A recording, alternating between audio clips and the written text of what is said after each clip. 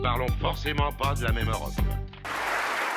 Nous sommes de retour à Bruxelles avec Christine Revaud-Dallon-Bonnefoy, Katianine Annabourou et Jean Quatremer. Depuis le Brexit, Jean est tout guiré. Lui, le super Dupont du français, eh bien, il a compris que l'heure de la revanche était enfin venue. Le lion anglais ayant déserté le coq gaulois, eh bien, il entend bien prendre la place laissée vacante. La chronique Cocorico de Jean Quatremer de Libération. Moi, quand on m'en fait trop, je correctionne plus. Je dynamite, je disperse. Je ventile. The French is back and it's a very good news. Yes, the French is back. Et ce n'est pas moi qui le dis, c'est lui. I'm hesitating between English and French. But I made my choice.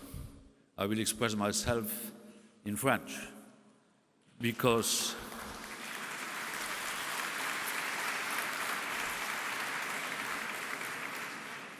slowly but surely English is losing importance in Europe, and then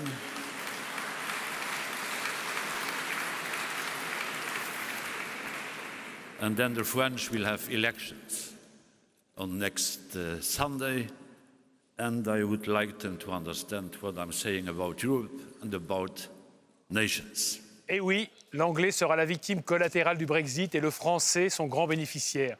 Car une fois la Grande-Bretagne partie, l'anglais ne sera plus la langue officielle d'aucun pays membre. Chacun n'ayant droit qu'à une langue officielle, l'Irlande a choisi le gaélique, Malte le maltais, Chypre le grec. C'est ballot, hein. Surtout, il faut savoir qu'aucune langue ne s'est jamais imposée comme langue de travail d'une organisation internationale sans un grand pays pour la soutenir. L'anglais restera certes la langue des affaires et de la finance internationale, mais ne pourra plus prétendre au statut de langue de travail de l'Union européenne.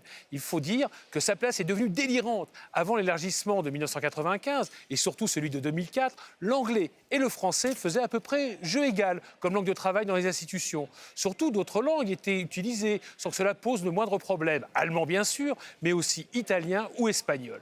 Mais désormais, tout se fait en anglais. Les textes sont préparés en anglais, pensés en anglais, négocier en anglais, communiquer en anglais, et que les citoyens et leur langue tribale se débrouillent.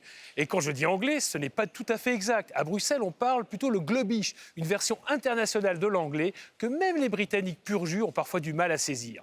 Ce volapuc intégré, pour reprendre l'expression employée par le général de Gaulle en 1962 pour dénoncer ce qui rêvait d'une Europe détachée des nations, a abouti à une pensée d'une rare pauvreté. Car ce qui s'énonce mal se conçoit mal et s'applique mal à la diversité européenne. Aujourd'hui, suivre les travaux de l'Union, c'est comme suivre une messe en latin, un exercice réservé à une petite élite qui panique déjà à l'idée de se voir retirer son jouet. Les réunions se multiplient donc pour trouver un moyen de continuer à causer légalement globish. Mon conseil, chers eurocrates, oubliez, the French is back. Voilà, c'était la chronique de Jean Quatremer. Thank you, Jean. Thank you.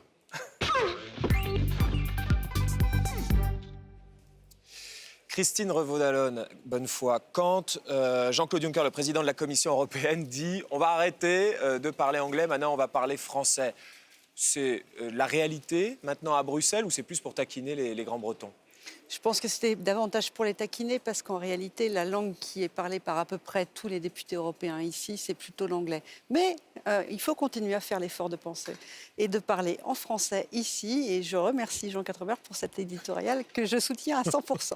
Katianine. Alors moi, ce qui me fait un petit peu rire, c'est quand M. Quatremer, vous allez me répondre, je ne sais pas, qu'est-ce qui est équivalent? C'est votre amour du français ou votre haine de l'anglais? Je pense que votre haine de l'anglais est encore plus forte que cet amour du français, même si sur le fond, je suis assez d'accord avec votre analyse, dans la mesure où l'Europe s'est construite sur la diversité, c'est dans son ADN, et si on gomme les différences, si on gomme les diversités culturelles et donc linguistiques, eh bien, évidemment, on fait le lit des mouvements souverainistes, nationalistes, extrémistes, qui sont déjà en augmentation ici en Europe. Comment ça marche concrètement, Christine Revaud-Dallon-Bonnefoy? Il y a 24 langues officielles, pour l'instant 28 pays dans l'Union européenne, 24 langues officielles, mais vous travaillez avec des langues de travail précisément? Quand on n'est pas dans les grandes salles de commission ou de plénière où on a les traducteurs, on est bien obligé de se parler j'allais dire B2B, Ouais. mais en 1-1. Et dans ces cas-là, le plus généralement, c'est l'anglais, la langue qui est la majoritairement parlée. Si on parle avec des Espagnols ou avec des Italiens, on peut effectivement parler en français, avec les Belges aussi évidemment. Mais avec nos collègues allemands, polonais, tchèques, etc., ce sera l'anglais qui sera la Par langue principe, universelle. n'importe qui peut peut se présenter aux élections européennes et peut devenir député européen en parlant sa langue, en parlant la langue des électeurs. C'est pour ça qu'un Estonien ou un Letton ou un Portugais peut travailler ici au Parlement européen dans sa langue. Mais dans les faits, ça c'est dans l'hémicycle, ça c'est avec les documents officiels, mais dans les faits, quand il doit négocier avec ses homologues, avec ses Négocier collègues ou convaincre, il doit parler anglais. voilà. Parce que pour arriver à faire des amendements, à faire en sorte qu'ils soient soutenus, il y a un moment donné, il faut en parler. Et en parler, c'est forcément en anglais.